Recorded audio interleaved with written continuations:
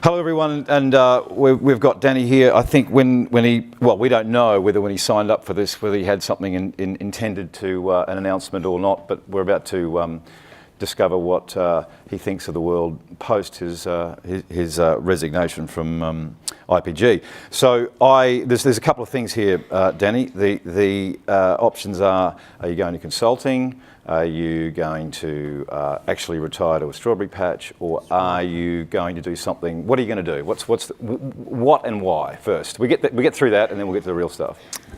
You didn't tell me you were going to ask this. I'm still getting used to Kurt Burnett talking about the dawn of the second industrial revolution.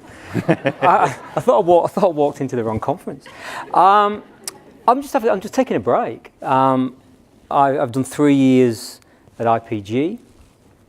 3 great years, tough.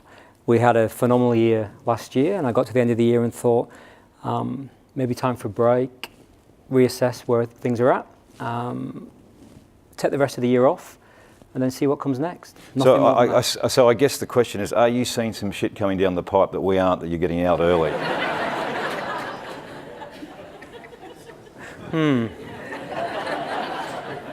About that research. Yes, we'll get to that too. Yeah. Look, no, is the short answer. I think, and this will probably link to further questions, the industry never stops. Right? I'm very proud of the year that we had last year, but you hit the big red button on January 1 and you start again. Right? You pitch, you defend. We grew from 420 people to over 700 people. The industry changes every year, but the challenges sort of remain the same. A lot of the conversation this morning has been about the future, and it's great that we do have one eye on the future. But I can guarantee if you and I or whoever else is sat here in a year's time, we're going to be talking about the same things. Right. And I think as a leader, you have to be truthful with yourself as to whether or not you have it in you to drive your business forward again. And ask for that massive commitment that you ask from all your staff. And if you can't look at them with confidence and energy about what the next year will be, because you ask a lot, right? There's been a lot of talk around the TV industry and the media owner side this morning, but what we ask of our people on the media agency side, year in, year out, day in, day out, is a lot. And I think you've got to be true to yourself. You're going to ask them to go that extra mile again. And for me, it was a very proud 3 years and time to sort of exit stage left. Well, it's a great segue into in your looming reflective state to look on the apple farm. Yeah, strawberries, apples. Try kiwi fruit actually. Okay. Good. The reflectiveness of what is going on in the industry. So if you nothing new in this, and we know this. We've been talking. This is the point. I guess we've been talking about it for a decade. Agencies, models need to change, et cetera, et cetera. We're now seeing, consulting, the new, it's intensifying, but the credibility gaps that are in agencies and the capability gaps that are in agencies, or at least we talk about. Is there a counter-offensive there that you think that the industry, not necessarily you or your business, but collectively, there's some challenges there. Is there a counter? What does it look like? A counter to the consultants? A counter to the argument that there is a credibility gap, there's a capability gap on what agencies need to deliver now or into the future, and yes, the new competition that's coming. What do you make of it? I don't agree that there's a credibility or a gap on resource or on what we can deliver. I think we have been horrific at PR, and we've not been on the front foot enough as an industry. And certainly that's something the MFA are taking on. My passion point the last few years is to talk up our industry and talk up our side of the industry. We employ 3,500, 4,000 people who every day make an enormous contribution to our clients and in turn to the economy. Every day I see people who've been through our industry flying off to New York and London and more now China. And that's because of the opportunity this industry has given them. And I think we've forgot that, and we've got in our shell a little bit, and we've become the whipping boys for a lot of the ills of the industry. Now, in saying that, we've not helped ourselves, and I get that. But when I look at what the consultants have done, 2 or 3 years ago, There's a few sleepless nights about the emergence of the big four into our space. I'm much less, as CEO as I am today, I'm much less concerned about the consultants as I was 3 years ago. And I think they've had a bit of a lesson as well coming into the industry and realising how media works. One thing, or two things that I think have been good about the consultants. One is they connect very well at the C-suite. They're already in the boardroom. If you were to look at the top 50, top 100 advertisers in Australia and list how many CMOs of those businesses were at boardroom level, there'd be a handful at most. The consultants are already there. And that throws for me a massive red flag for our industry. Because if the marketing team, supported by the media agency or the creative agency, are not around that table when the CEO, CFO, COO are making that decision to cut marketing spend, which is happening more and more, then we all suffer from that. And the consultants are already there, right? They're already doing projects outside of media, and they've already got strong relationships with the C-suite. But isn't that the point, Danny? So, you talk about cutting budgets. It's not necessarily that budgets are being cut, marketing budgets are being cut. They're being transferred and diversified. So, for instance, the media agencies completely missed the MarTech and the customer experience mantra that the consultants, get on now. Now, whether you feel it's valid or not, it's part of the new marketing journey that says, actually get our customer shit right before we start telling or buying media and telling people how good we are. Now, did you miss a trick there? I mean, Well, I'd challenge you on marketing budgets are being moved to other pots. A lot of the time, marketing budgets are just being removed full stop to hit a earnings call at the end of the year. So that $10 million that's come out of marketing doesn't necessarily move into other areas of that business. It just gets cut. Now, in some cases, I agree, it will get moved somewhere else. But, we live in times of austerity, and that marketing budget is not necessarily going somewhere else. In terms of, did we miss a trick? I think if you look at a holding group as it was 20 years ago to where it is today, or even 5 years ago, I think we advanced very quickly. I think we adapted for the emergence of digital in all its forms, data in all its forms. We probably did miss some things, but at the end of the day, you got digital media right, but you didn't this sector, and I'm going to say you. Yep. I actually really mean you, actually. Okay. No, I meant the industry. But the sector missed an enormous amount of activity that's going on, and you hear it all, and a lot of clients, which is I don't know how many you hear, but that's right now. Mm-hmm. That is the talking point for them. Get our customer experience right, get our customer journey mapping right, let's build MarTech stacks that help us do all that. They overcook everything as per usual, just like we're seeing smash up in advertising too much of it and we'll get, the public get the shits. We're seeing lots of MarTech driven activity that is, light and unnecessary or overcooked. But there's a lot of money going in there, like literally in the last, and I'll let you talk in a minute, the last study that came out from, come to think of it, but it was about MarTech budgets is now taking 29% of the marketing budget is going to marketing technology. Media agencies are getting 23%, yep, etc. So the carve up is happening, and I just wonder, we've seen some of other groups, your guys are getting into it. We saw Publicis buying Sapient in an attempt to build out that. Didn't quite work. Was the holding company or agency culture a problem? They say they're getting their act together now, but there's a whole bunch of activity that media agencies didn't get because it was focused just on media. And I just wonder, is that where you need to stay? Well, I mean, everyone's got a PhD in hindsight, right? You can look at 5 or 6 things that we've all missed, right? Fundamentally, we are still the custodian of our clients' marketing spend, right? And to divert from that can be detrimental. So absolutely, if 5, 6, 10 years ago we could have seen the explosion in that space, we could have got into that. But fundamentally, we're there at the behest of our clients to control their spend, to place their spend in the best environment, the safest environment for the best return. So we probably were late to the party.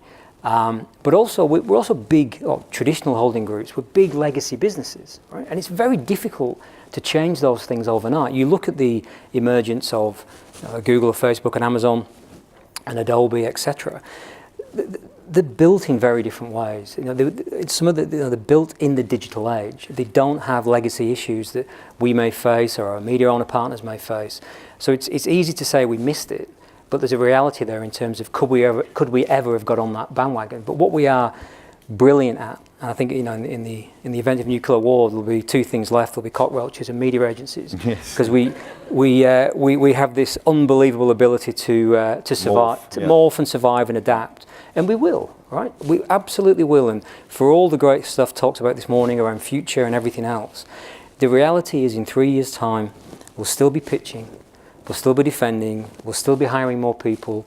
This dawn of automation that means we used to have 600 people, we're now 20. I'll guarantee every holding group's bigger in the next 3 years. So, yes, talk about we have holding to look companies. Hypothetically, let's say you've worked for two. Let's just draw a sort of a picture there that's not necessarily true. Mm-hmm. You might not have, but let's say you have. Yes, but I'm trying to take the heat off you. Okay. I just feel like there's a big setup coming now, but go on. No. No, let's say there's two. So, two things. Reflectively, difference between those two companies, or whoever they are, and what's coming down what do you see happening to those holding companies generally? Be careful here, because I was going to say, I should have asked you after May, right? Yeah. Look, I think my current employer, IPG, is somewhat different from the other three in as much as we're in a period of growth. Which is very different to trying to maintain a level of margin or revenue that some of the other guys have had for many years. I think all groups need to look at that in a different way. From IPG perspective, and to your earlier point, we invested $2.4 billion in Axiom late last year, which is, for a business of our size, is a significant investment. Undoubtedly, the holding groups have probably got too many agencies. They have probably got too many people in the wrong areas. So I would see smaller amounts of brands, clients, when they hire an agency, and then for the next 3 years they're progressively introduced to other brands within that portfolio. Look at things either through eyes of confusion or then skepticism. So if a client appoints media agency X, that's who they want to deal with. They don't necessarily want to introduce to 7 or 8 different businesses over the term of that contract. And I think you'll see more and more of that. And WPP obviously have begun merging a lot of their creative agencies. But the reality is most holding groups have too many brands and have too much resource probably in the wrong area. So I think that you will see significant change in that over the next. So, and the final bit before we move very quickly on to some other areas, but if I talk to some of my journalist colleagues at the Fin Review, and one of them covers the consulting round, and he talks to the partners in the consulting firms, and the big thing there is that they talk about how, with the consulting firms going into some of the areas that agency groups have, they're starting to realise, oh shit, there's not as much margin in this that they're used to in some of the other areas of practice and audit and so forth. And the view from some of those other partners that are in other areas outside marketing and customer experience are saying maybe the agencies end up winning because they're used to doing it at lower margins. 100%, and that's my point in terms of what we can learn from them. So, I mean, the big 4 consultancies, they're there to make money. Let's be clear. They are there to make money. To become a partner, you have to make money. And as much as a client might welcome a consultant in to do projects, there's absolutely no way they will pay consultancy fees on stuff that we would do at a lower margin, or in some cases for free. So we've seen projects, scopes of work that have been put forward in front of clients for work that we're already doing as part of a retainer, all for free, and the output isn't any better. The way it's delivered, though, we can learn from that. So when those partners go in and talk to the C-suite, the actual work's done by the grads, right? And then the partners come back in at the end and say, there's your work. And the old adage, no one ever got sacked by an IBM. It's a similar thing for the consultants. So we've got to get proud as an industry that when it's certified by media brands or WPP or an Omnicom or whoever else, we have that same pride. And that starts, as I say, with getting closer into the boardroom and explaining, like the research we've just seen, the importance of marketing and the importance that it drives on growth and profit. Okay, let's get to, there's a whole bunch of things, but we won't go there. Screen wars. So I want to sort of refer to what your sense is and what's going on television, multi-platform television versus the others. I think I want to preface it by some stats that came out from the World Advertising Research Centre last week. Forecast for 2019. Basically, the online digital market will decline by 7.2% this year, excluding Facebook and Google. Mm-hmm. When Facebook and Google's growth go in at 22%, it comes down to a 12% growth. So bottom line is, no one's growing in no publishers, no one online is growing. There's no growth there other than if you're the duopoly. That's the first sort of setup. So there's some big implications here for publishers, content, media companies, full stop, right? And then I argue media agencies and marketers, because in the end, this is going to end up consolidating choice down to a couple of key global players. There's a problem there, but that's the setup for what the prof said before. Are you buying what the prof said? Are you buying what the prof says about television and its impact versus YouTube and Facebook and the others? What do you make of this wash-up that's going on TV? Well, sort of to distill the slides in my simple brain, TV good, Facebook shit, right? So we've got to, a media agency, if I always say when we talk about the MFA, next gen and the younger people in the industry, particularly if you're on sales side, the best thing you can do is go and spend 6 months in an agency and see how it works, how it operates, what clients expect, but more importantly, the presentations that come in every day. And if this conference was put together by the outdoor industry, we'd hear every argument as to why the outdoor industry is where your money should be, likewise with radio and everything else, and that's how it should be. So we have to disseminate all that information as it comes through. We've got 2 minutes. We've got 2 minutes, yeah. Right, okay. TV good, Facebook shit.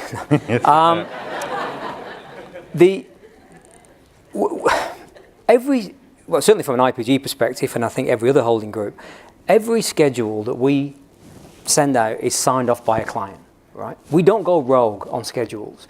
We put together an argument based on that campaign, that client, what those needs are. The challenge about digital particularly is, I agree, the growth, the size, the strength of Facebook, Google, and don't forget Amazon are coming, yep. Right? And they will come, and it might take a bit longer for them, but you look at Amazon in the States and the impact that's had on the share of dollars, it's enormous, and that will continue. But I'm sure Michael Stevenson over there would argue that they have a very healthy digital business that will continue to grow. The challenge is there's just not enough marketing dollars to go around. That's the problem. And to run a digital business in Australia where you employ journalists, where you have content creators, content providers, is extremely expensive.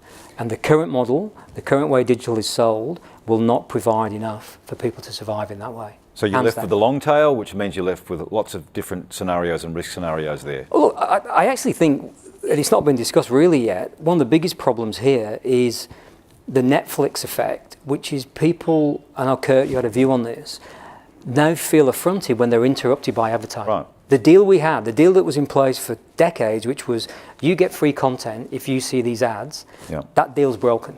And what we have to do, and to build on Kurt's point, is either create advertising that complements that content or find much better ways of integrating into the content, which doesn't mean waiting for the sales team to come into the agency to sell a package. It means working with Endemol Shine and creators of content as they are casting that show to integrate a brand there and then. That's the bit that and less of it. Absolutely. Less of it. Because the genie's out the bottle, right? Yeah. And the Netflix effect of we don't want to be interrupted anymore, that's the big challenge. Yeah, but the market's not going to buy that. The market will not. This is the thing. So it works, but no one's going to pay more for that. You won't pay more. I mean, we've had this conversation 5 or 6 years ago. We've seen attempts to reduce ad loads. I know Kurt's tried to there's a whole bunch of companies that the market won't buy that. So in the end, it will eat itself because we can't accept the inevitable. There's a bleak scenario. We'll find a way. We always find a way. I mean, you go to a conference in 96, 97, there'll be no newspapers by the year 2000, right? We're 20 years on and they're still here, albeit not as dominant as they once were, but they're still here. So, you know, I agree with Michael earlier. You know, we are in interesting times, exciting times. Whatever stood before may not stand moving forward, but we'll find a way. We Right. Final do. question is to your earlier point: TV good, Facebook shit. Why are you off Not Facebook? my point. Why am I off Facebook? Yeah, your take on why are you off Facebook? You're off Facebook, right? I'm off all social media. Yeah. Right. And why is that? It was just a bit of a distraction a few years ago, and I thought, you know, do I need this in my life? And I decided, no, I didn't. Had about 6 months of withdrawals and found myself actively trying to search for other things to keep my brain occupied. Right. But I was going to say, what's the habit replacement? Was that not a good question? All right, I'll answer it as clean as I can. I think what the one thing I took out of it more than anything else was how social media was skewing my news feed and my interpretation of what was happening in the world. And when you detach yourself from that, you spend more time reading less articles, but more in depth. And I think that was my learning from it, that I was being more influenced with, and my mood was probably being influenced in the morning, because the first thing you do is fire it up and then this is happening. And I felt that would impact the mood. So it had nothing to do with advertising. Well, we have to go. That's a great conversation itself, and we need to explore that as an industry as well. So come up to the apple farm. I'll make some cider, and we can skip through the orchards together. On. Great. Yeah. Put your hands together for